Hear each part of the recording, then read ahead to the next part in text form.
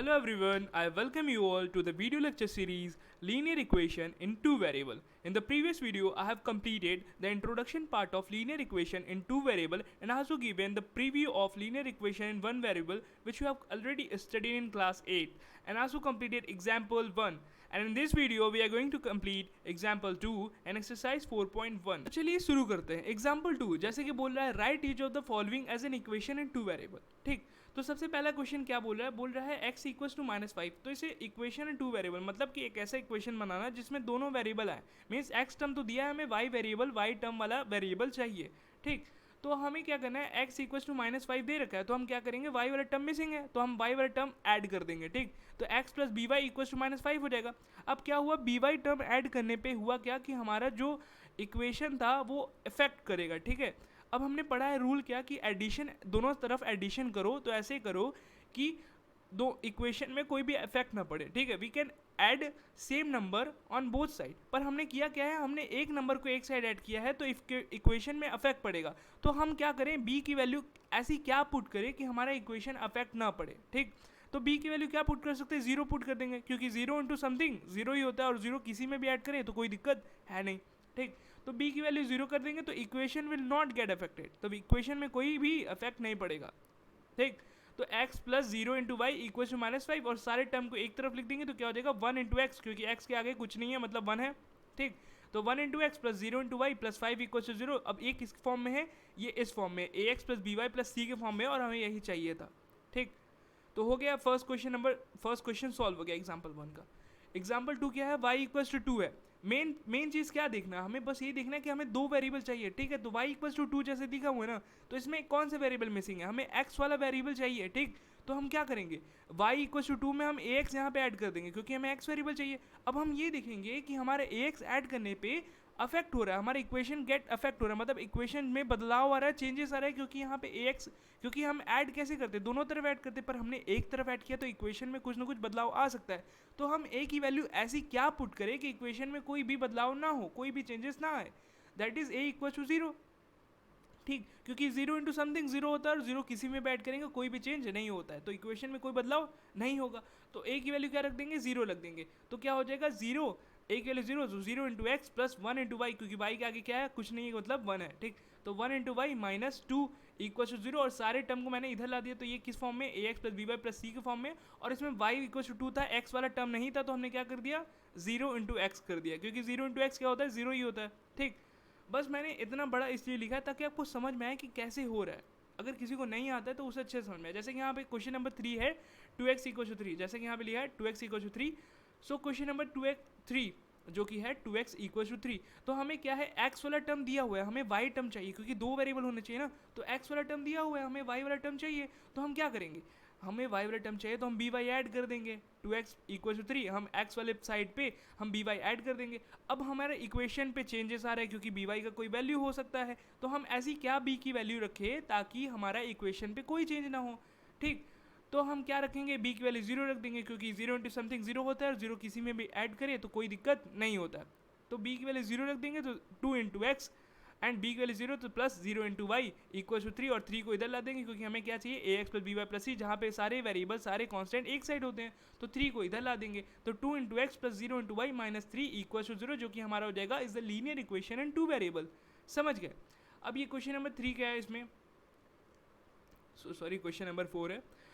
सो question number 4 क्या है, 5y equals to 2 दे रखा है. ठीक, जैसे कि यहाँ पे देखा होगा एग्जाम्पल 2 में 5y इक्वल्स टू 2 है क्वेश्चन नंबर 4.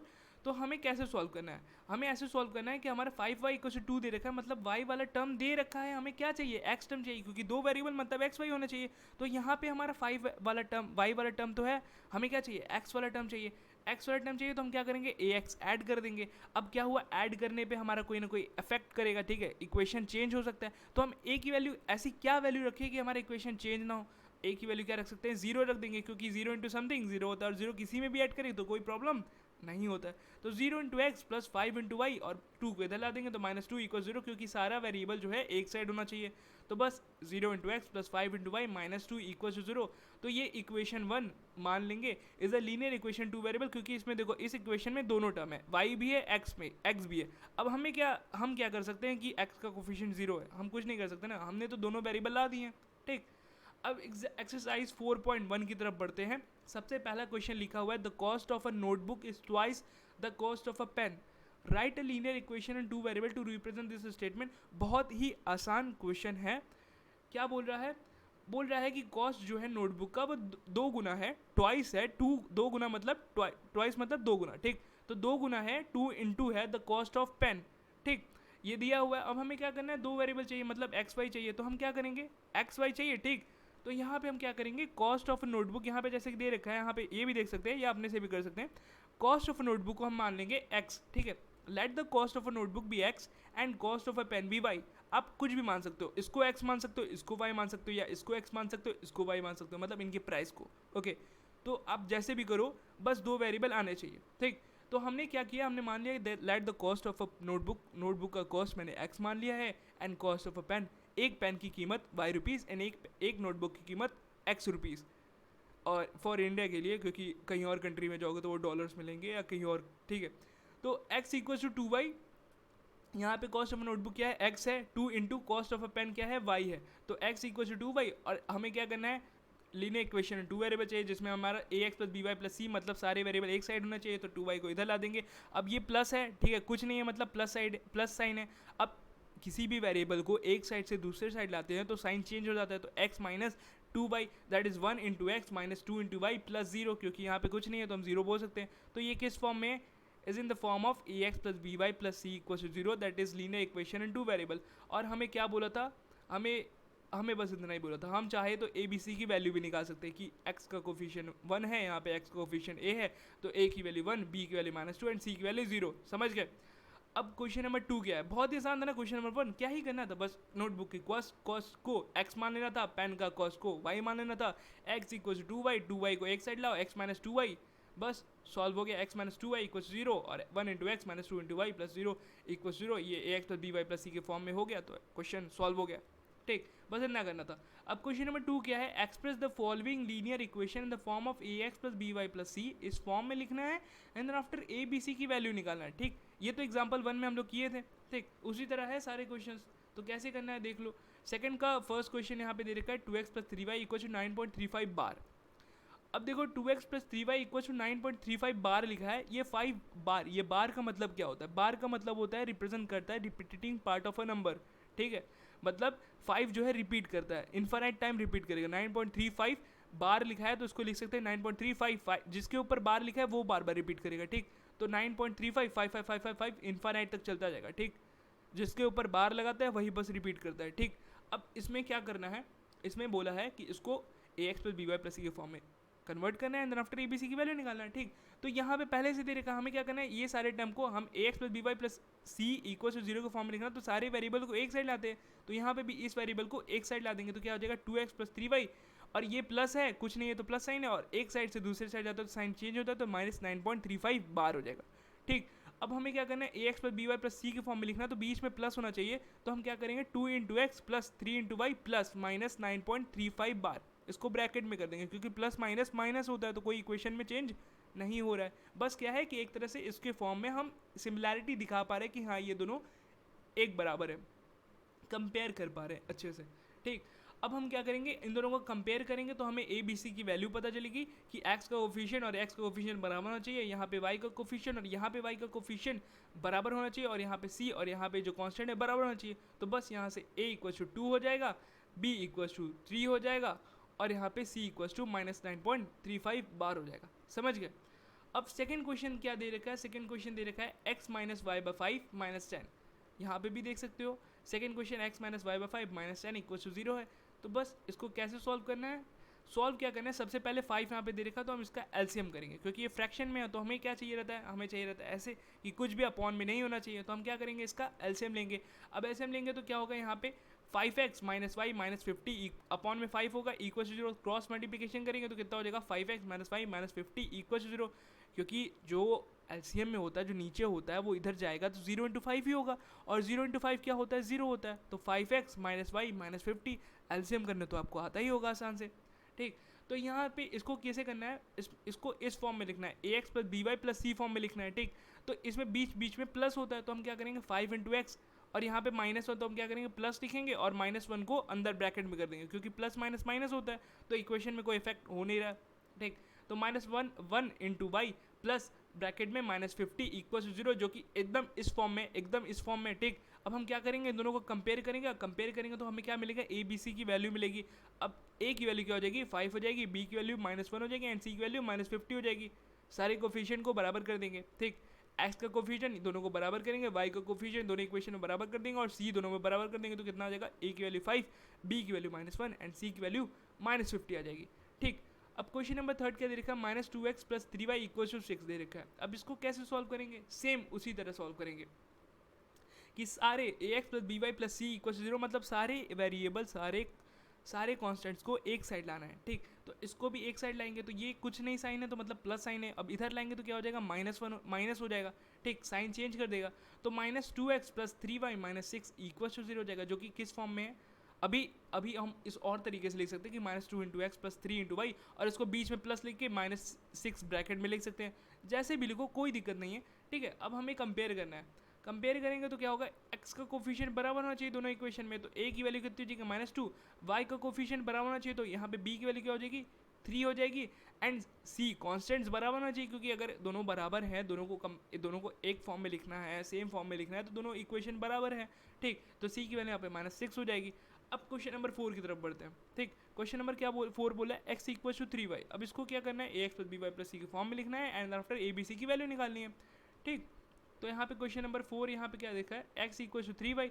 तो सारी वेरिएबल को पहले तो इधर लाना पड़ेगा, क्योंकि यहाँ पे सारे वेरिएबल एक साइड होते हैं, तो इसको जब इधर लाएंगे तो यहाँ पे कुछ नहीं है, मतलब प्लस साइन है। अब इधर लाएंगे तो क्या होगा, -3y हो जाएगी, साइन चेंज हो जाता है एक साइड से दूसरी साइड जाने में, ठीक। तो x - 3y हो गया। अब हम क्या कर सकते हैं, 1 × x प्लस -3 × y कर सकते हैं, क्योंकि प्लस माइनस माइनस होता है, कोई दिक्कत नहीं है।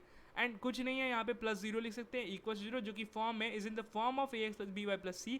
एंड इसे कंपेयर करेंगे तो हमें a की वैल्यू पता चलेगी कि a की वैल्यू 1 है एंड b की वैल्यू -3 है एंड c की वैल्यू 0 है, समझ गए। अब क्वेश्चन नंबर 5 की तरफ बढ़ते हैं। क्वेश्चन नंबर 5 क्या बोल रहा है, 2x = -5y, ओके। तो इसमें क्या करना है, सिंपल सी बात है, सेम वही करना है, ax + by + c के फॉर्म में लिखना है एंड a b c की वैल्यू बतानी है, ठीक। तो सारी वेरिएबल को एक तरफ लिखेंगे, तो यहाँ पे -5 माइनस है साइन, अब इधर आएगा तो क्या होगा, साइन चेंज होगा, माइनस से प्लस हो जाएगा, तो यहाँ पे प्लस लिख दिया, 2x + 5y = 0। नाउ इसको क्या करना है, इस फॉर्म में लिखना है, तो हम कैसे करेंगे, 2 × x कर सकते हैं प्लस 5 × y प्लस कुछ नहीं है तो हम 0 लिख सकते हैं = 0, जो कि फॉर्म में है ax + by + c = 0 के फॉर्म में, ओके।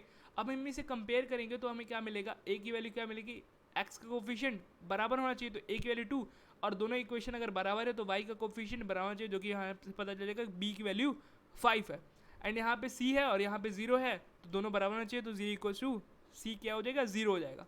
क्वेश्चन नंबर 6 क्या है, क्वेश्चन नंबर 6 है यहाँ पे 3x + 2 = 0, दैट इज इसको क्या करना है, ax + by + c के फॉर्म में लिखना है, then after a b c की वैल्यू इंडिकेट करनी है। तो सारी वेरिएबल को एक साइड लाएंगे, तो यहाँ पे सारे वेरिएबल पहले से एक साइड है तो कोई दिक्कत नहीं है, हमें बस क्या करना है, इसको 3, अब हमें क्या बोल रहा है कि 2 वेरिएबल मेरे होने चाहिए, ठीक, 2 वेरिएबल होने चाहिए, तो हम क्या करेंगे, यहाँ पे x है पर y मिसिंग है, ठीक है। हमें क्या चाहिए, वी वांट y टर्म, हमें y टर्म चाहिए, क्योंकि हमें क्या करना है, ax + by + c के फॉर्म में लिखना है, ठीक। यहाँ पे ध्यान से देखना, यहाँ पे x का टर्म है, y का टर्म नहीं है, पर हमें बोला है ax + by + c के फॉर्म में लिखो, ठीक।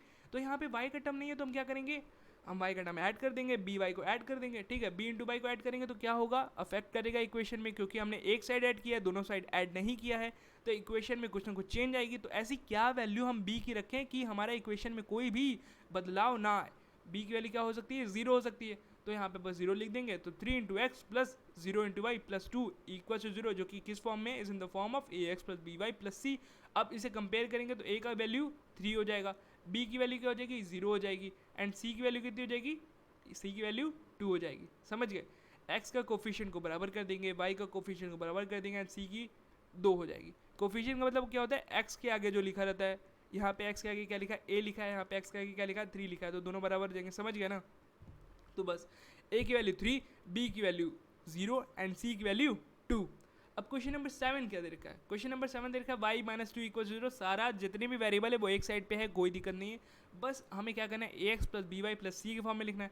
बट यहाँ पे y वेरिएबल तो है, y टर्म तो है, बट यहाँ पे x वाला टर्म मिसिंग है, तो हम क्या करेंगे, हमें एक्स टर्म चाहिए तो हमें एक्स का ऐड कर देंगे, बट एक्स को एक साइड ऐड करने पे क्या होगा, हमारे इक्वेशन अफेक्ट करेगा, इक्वेशन में कोई ना कोई बदलाव आएगा। तो हम ए की वैल्यू ऐसी क्या रखें कि हमारे इक्वेशन में कोई भी चेंज ना आए, जीरो रख सकते हैं, ठीक है। तो बस रख देंगे 0 इंटू एक्स, और वाई के आगे कुछ नहीं है तो मतलब 1 into y plus 1 into y minus 2 equals to 0, that is in the form of a x plus b y plus c. अब हम इसे कंपेयर करेंगे तो हमें क्या मिलेगा, ए की वैल्यू 0, यहाँ पे मैंने लिख दिया 0, बी की वैल्यू 1, यहाँ पे लिख दिया बी की इक्वल्स टू 1, एंड सी की वैल्यू -2, तो यहाँ पे लिख दिया c equals to -2। Now question number 8 क्या है, क्वेश्चन नंबर 8 है 5 इक्वल्स टू 2x, ठीक है। तो सबसे पहले हमें एक साइड पे लाना होता है, ठीक। तो हम लाएंगे 2x माइनस 5 को इधर लग देंगे। ज़्यादातर हम सोचते हैं कि x इधर पॉजिटिव रहे, आप कुछ भी कर सकते हो, इधर भी ला सकते हो, इधर भी ला सकते हो, ठीक। तो हमने इधर लाया +5 था, इधर आएगा तो क्या होगा, -5 हो जाएगा। तो 2x माइनस 5 इक्वल्स टू 0। अब क्या देखना है हमें, हमेशा सबसे पहले स्टेप क्या करना है, हमें एक साइड पे लाना है, उसके बाद देखना है कि दो वेरिएबल में हमें चाहिए। तो हम यहाँ पे देख रहे हैं कि यहाँ पे सिर्फ x है, यहाँ पे y वाला टर्म मिसिंग है, y टर्म इज मिसिंग।